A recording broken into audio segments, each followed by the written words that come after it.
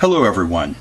This is your test review for your final theory test. Essentially what I'm going to do is extend to you the actual questions on the test so that you can get a head start on researching and reading up for this. It is an open book test. You may use any resource that you wish, but I expect full essay length answers for these 4 questions. That will be emblematic of a complete understanding of the concepts in the text and of your thoroughgoing reading of and note-taking from the text. You need to take notes from the text as well as reading. They're not opinion papers, and they're not. I'm not asking you about your opinion about this. I want you to articulate as completely as possible the answers to these questions. So I'm giving you kind of a heads up on these. I'm also going to publish them on the Desire to Learn website, but you're to finish these, and I expect to see essay length answers, not short answers. This is an upper level theory class, and I expect your performance to be commensurate with those expectations.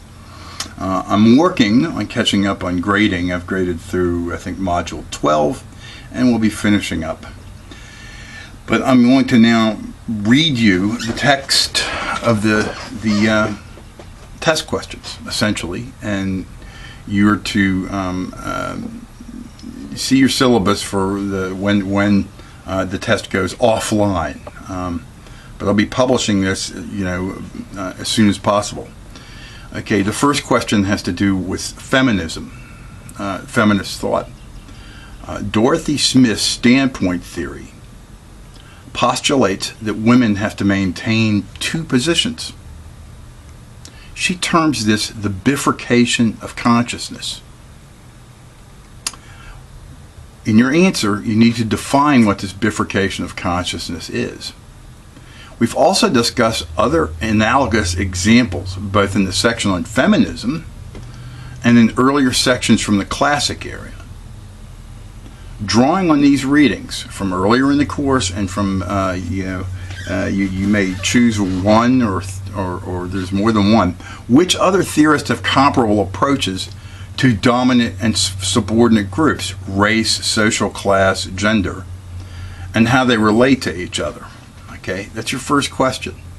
So this is going to require you to think critically about this bifurcation of consciousness. We've seen something like it before. I'm not going to tell you any more. You should be able to, based on your reading of the text and your work in this class, answer that. The second question: using Hochschild's assessment of emotions as a basis, in which domains of life, work, school, family, religion, are emotional experiences encouraged or discouraged? In your answer, apply Goffman's explanation of front stage and backstage behavior as an analytical template. In other words, use it as a way of analyzing this. And I want you to base it on Hochschild's assessment of emotions, not what you think or your opinion. I'm not gonna.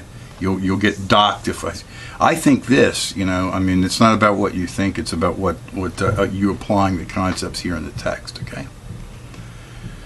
Your third question is from postmodernism. Postmodernism claims that there are no objective truths to be uncovered through sociological research. What did postmodernist theorists mean when they said this? What kind of claims can sociologists make if everything is relative? Okay. And your fourth question: one of Erving Goffman's central concepts is that of impression management. What did he mean by this? In your answer, summarize the key points of Goffman's dramaturgy and provide one example. It can be from your own life or a hypothetical example of impression management in action. Okay, each of these 4 questions, again, I expect I expect substantial answers. All right. Please don't ask me how long the answer should be. It's as long as it takes for you to answer this question exhaustively. Okay. So that's what I'm looking for in terms of an answer. All right. Okay, good luck, and please email me if you have any questions.